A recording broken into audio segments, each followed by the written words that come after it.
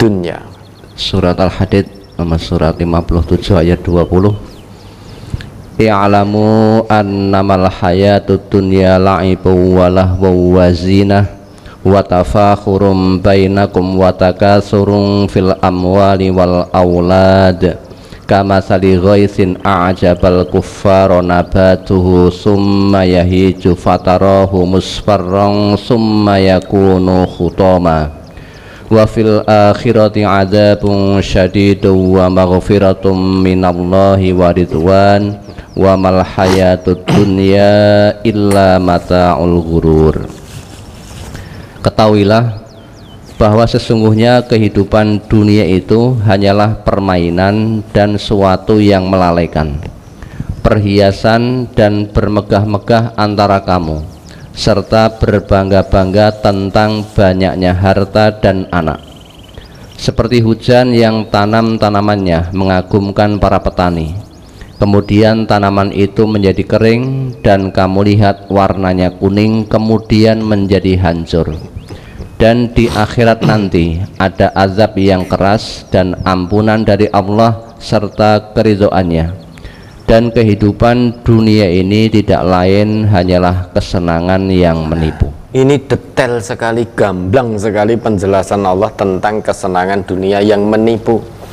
Maka kita sebagai hamba Allah yang beriman diminta oleh Allah, i'lamu, seolah-olah Allah hendak mengatakan pada hambanya yang beriman, nek kowe ngaku beriman, ketahuilah, i'lamu, harus dengan ilmu agar kita tahu, biar tidak tertipu oleh kehidupan dunia. Ketahuilah, menurut Allah kehidupan dunia itu hanya la'ibun walahun, permainan, la'ib dan sendau guro, permainan ya, tidak lama akan berakhir.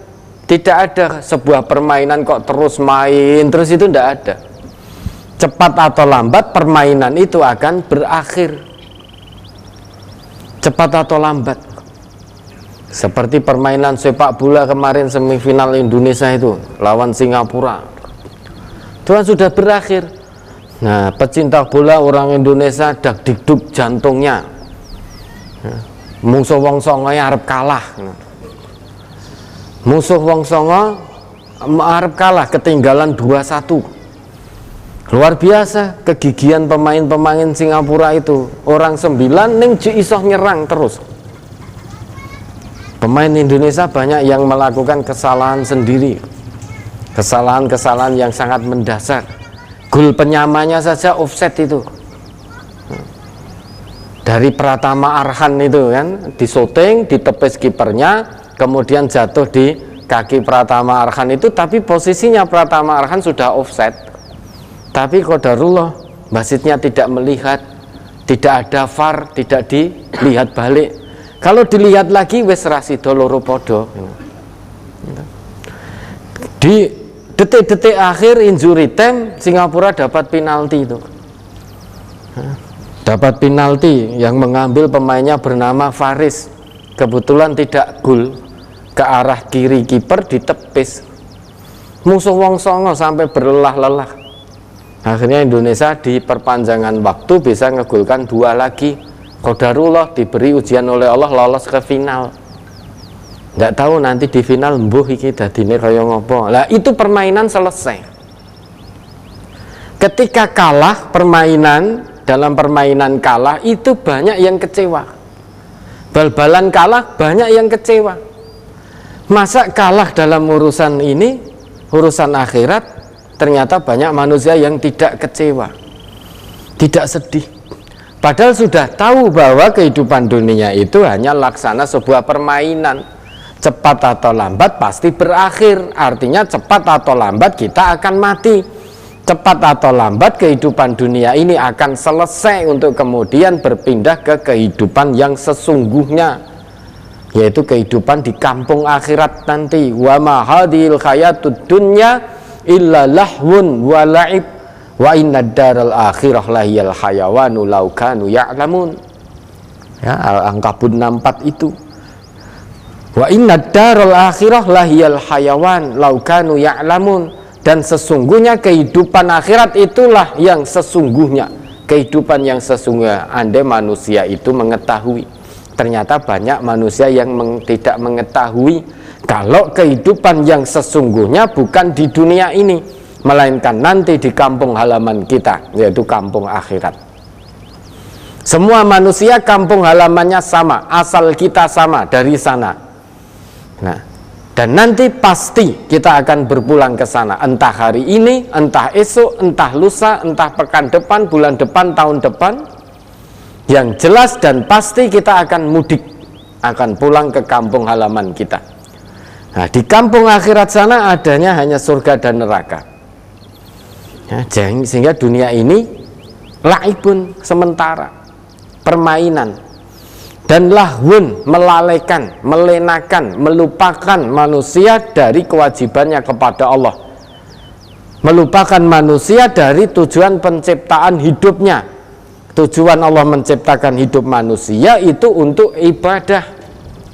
Maka seharusnya kehidupan dunia ini, apapun wujudnya, apapun aktivitasnya, hendaknya jangan sampai keluar dari tujuan penciptaan manusia, yaitu ibadatullah, untuk beribadah kepada Allah, li'ibadatillah.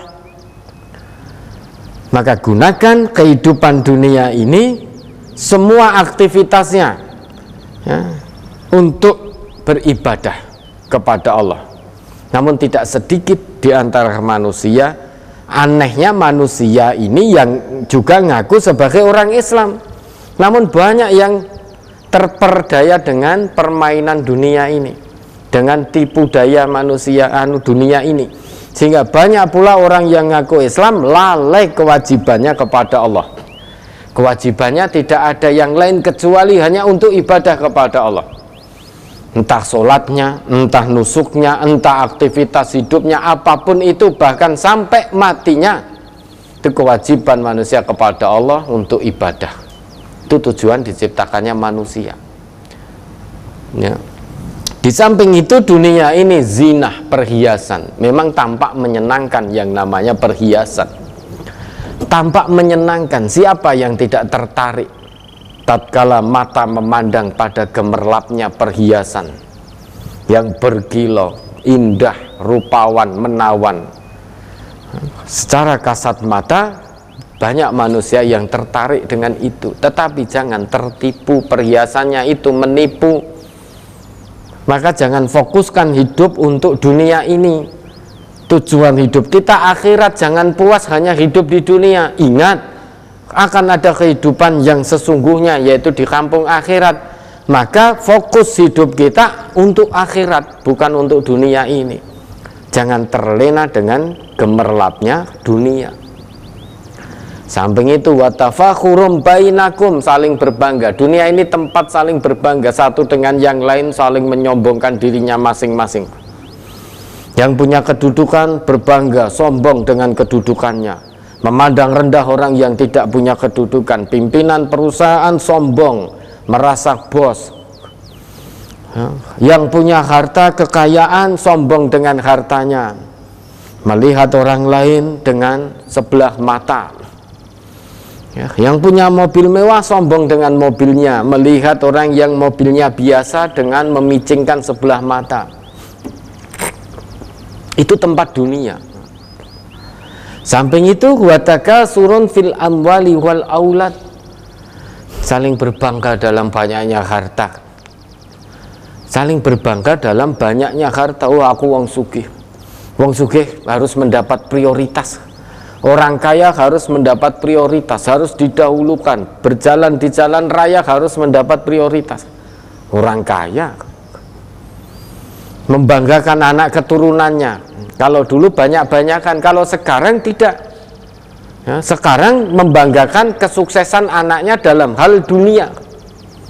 Oh, anakku diterima bekerja di sini. Oh, anakku kuliahnya lulus. Anakku seorang profesor, seorang doktor. Anakmu PAUD dipecat gitu. Anakmu PAUD saja nggak lulus. Oh, anak fulan hanya lulus SD. Oh, anakku loh sampai profesor, sampai doktor. Padahal sholatnya keter nggak karuan. Sing ora lulus SD malah tertib sholatnya. Namun banyak orang tua yang terlena. Wis ora apa-apa. Salate keter apa-apa, sing penting sing dikejar duniane sik. Nek duniane dapat engko salat didandani gampang. Terbolak-balik pikirannya. Justru kalau sholatnya dulu, maka dunianya dikatutkan oleh Allah. Ya, janji Allah, janji Rasul itu saat kita mengedepankan akhirat, maka dunia akan dibuat mengejar kita. Saat mengedepankan dunia, akhirat dibuat lari dari kita. Pilih mana coba? Nah, kita terbolak-balik saat ini. Oh, ini bapak, ini anaknya dereng salate dereng segep, wis ya pripun nggih mengke pelan-pelan. Tapi kalau urusan dunia, nak kowe kudu ngene, kudu ngene, kudu ngene, kudu ngene. Kowe kudu ranking siji, kowe kudu ranking siji. Sehingga anaknya tertekan karena orang tuanya banyak gaya, anaknya yang menjadi tertekan. Kamu harus lulus ini, kamu harus kuliah di sini, fakultas ini, nanti begini, kerjanya di sini, ini delalah oleh Allah tidak diizinkan, mak plekentis gitu. Oleh Allah tidak diizinkan. Keinginan manusia banyak, namun Allah memberi itu tidak sesuai keinginan manusia. Allah memberi manusia itu tidak sesuai keinginannya. Tidak semua keinginan manusia diberi oleh Allah. Tidak diberikan semuanya oleh Allah. Nah, begitu tidak terpenuhi keinginan dunianya, ngelokro, malu, sing biasane ranking siji kok ora ditampa ning kampus ini. Sing dulu sak kelas ora tau ranking malah ditampa ning kampus itu, jurusane padha sing dituju, muncul rasa suudon. Wah, paling wong tuane nyogok kuwi. Wong ora tau ranking kok ditampa. Lah anak saya ranking terus saja nggak diterima. Paling wong tuane nyogok lewat pintu mburi kuwi. Lah memang pintune kampus ngarep karo mburi. Apa ndak boleh lewat pintu belakang masuk kemudian ikut ujian di situ? Lah ini kalau urusan dunia yang dikejar, itu tempatnya dunia begitu, saling membanggakan anak keturunannya. Wah, anakmu apa? Nah, ini Ustadz Ghazali ya, dalam mencari jodoh, anak saya cuma petani.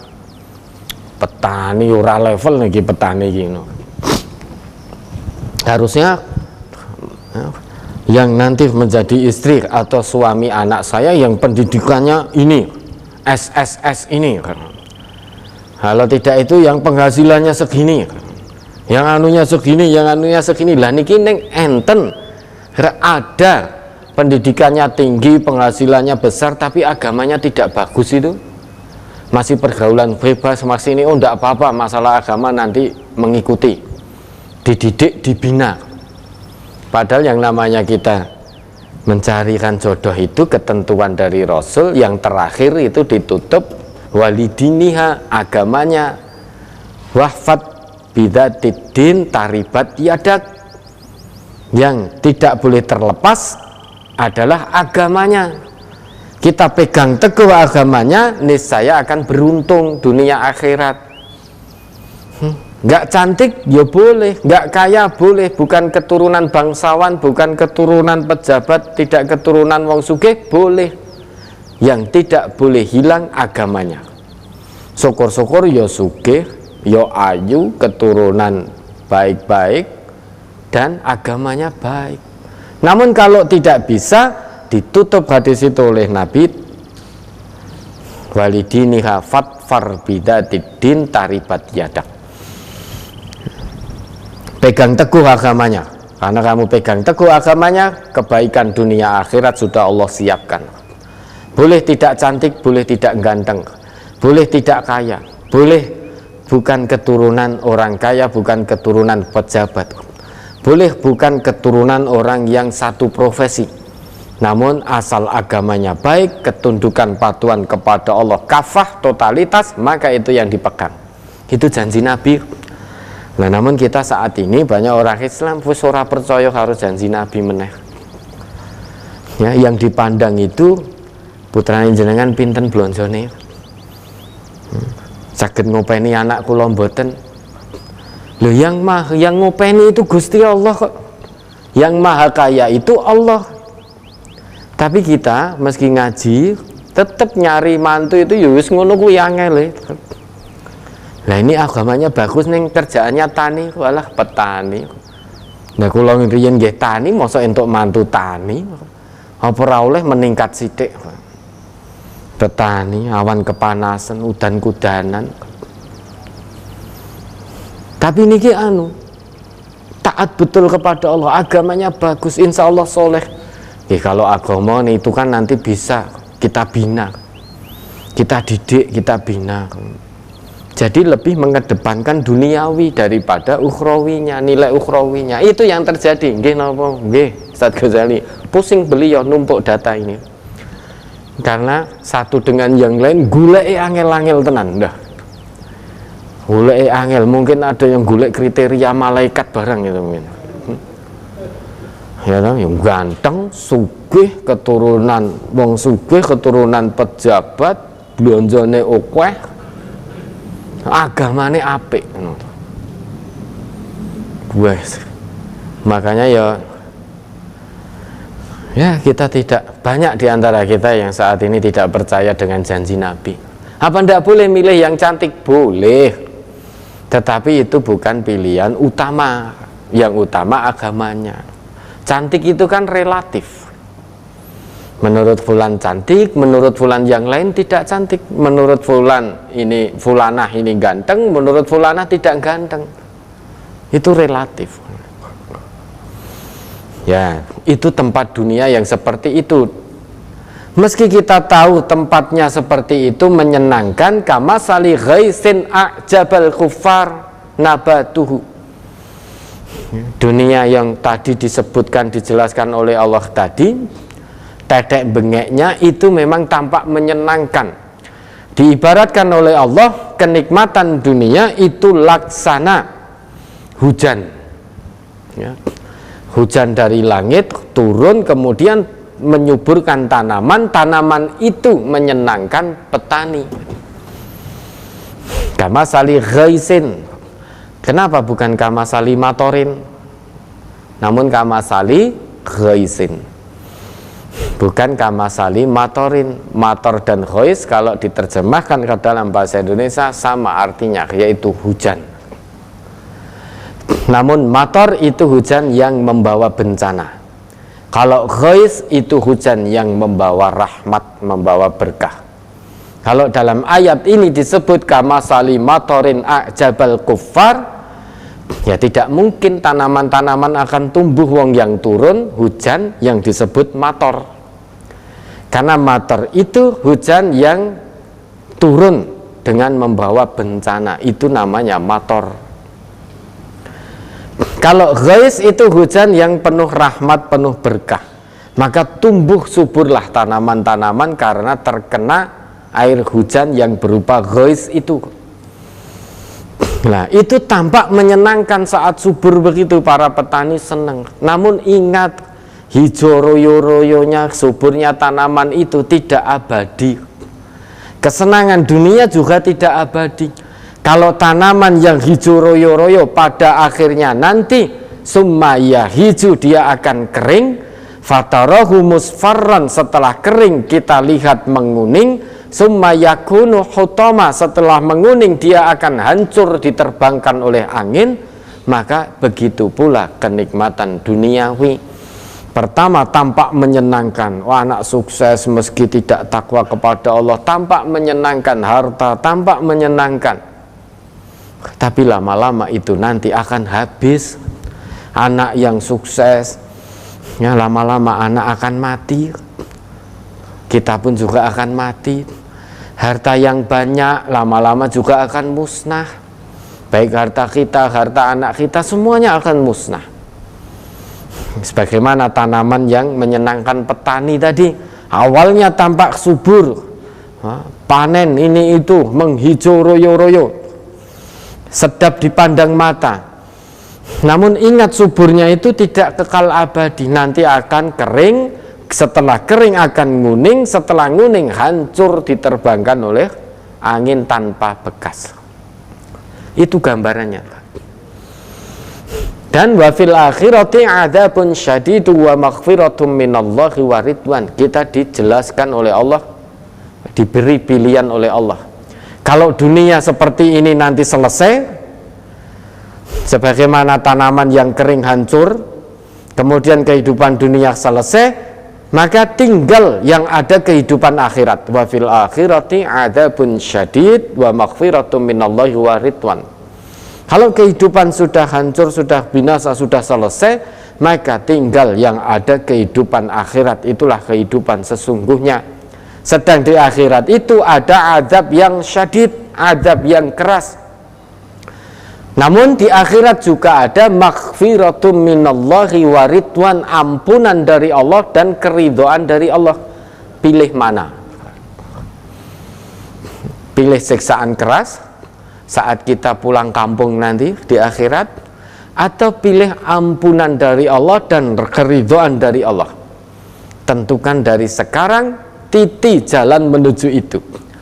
Kalau pilih siksaan yang keras, ya sudah, tidak usah ikut aturan Allah, tidak usah ikut aturan Rasulullah, wis mesti tekan nanti pada siksaan yang keras. Tapi kalau saat kita pulang yang kita pilih adalah ampunan dan keridhaan dari Allah, maka sejak di dunia ini, mari kita titi jalan menuju itu. Tunduk patuh dengan aturan Allah, tunduk patuh dengan aturan Rasulullah, dengan penuh kesabaran. Karena dalam agama ini hanya ada dua, if'al, la taf'al.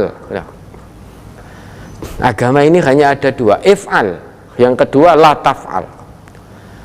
Kalau Quran dan Sunnah memerintahkan if'al, maka mari kita berlomba-lomba menunaikan perintah itu semaksimalnya, berlomba-lomba dalam kebaikan. Kalau Quran dan Sunnah mengatakan la taf'al, jangan kamu kerjakan, maka mari kita berlomba-lomba bersabar untuk tidak mengerjakan larangan Quran dan larangan Sunnah itu semaksimalnya. Hanya ada dua itu, jangan dibolak-balik. Perintah Quran Sunnah if'al malah kita tidak mengerjakan, perintah Quran Sunnah la taf'al malah kita mengerjakan. Itu namanya pola pikir terbalik. Pola pikir terbalik tidak akan sampai ampunan dan keridhaan Allah. Pola pikir terbalik yang harusnya if'al itu dilakukan malah justru tidak dilakukan, yang seharusnya la taf'al itu jangan dilakukan kok malah dilakukan, maka dia akan sampai kepada siksaan yang keras. Wa mal hayatud dunya illa mata'ul ghurur, ditutup dengan penegasan dari Allah. Dan kehidupan dunia, mata itu semua, berarti barang, semua apapun yang ada di dunia ini. Wa mal hayatud dunya illa mata'ul ghurur, itu hanya sesuatu. Kehidupan dunia ini semuanya hanyalah menipu, ghurur. Fala taghurrannakumul hayatud dunya wala yaghurrannakum billahil ghurur. Maka jangan tertipu dengan kehidupan dunia dan jangan tertipu oleh setan yang pandai menipu. Jangan tertipu. Wes cepet banget, sebentar saja sudah selesai kehidupan dunia kita. Sebentar saja sudah selesai. Orang ngerti, kita tidak terasa sekarang sudah berada di usia yang seperti saat ini.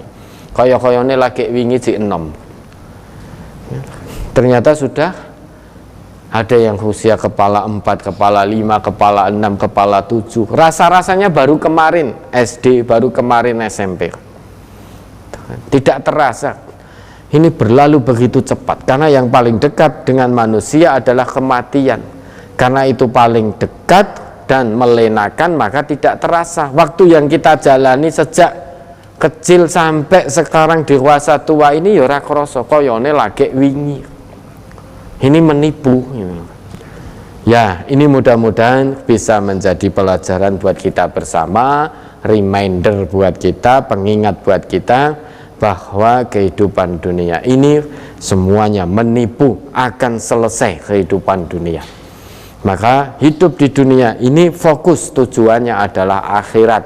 Akhirat yaitu surga, tujuannya ke sana. Hidup kita di dunia bukan untuk di dunia ini, namun untuk nanti meraih surganya Allah dengan batas usia yang Allah berikan kepada kita. Kesempatan yang sangat terbatas untuk meraih kehidupan yang sesungguhnya. Mari gunakan sebaik-baiknya kesempatan yang sangat terbatas ini, karena usia kita terbatas, untuk meraih kebahagiaan yang abadi di surganya Allah kelak. Ya, ada lagi?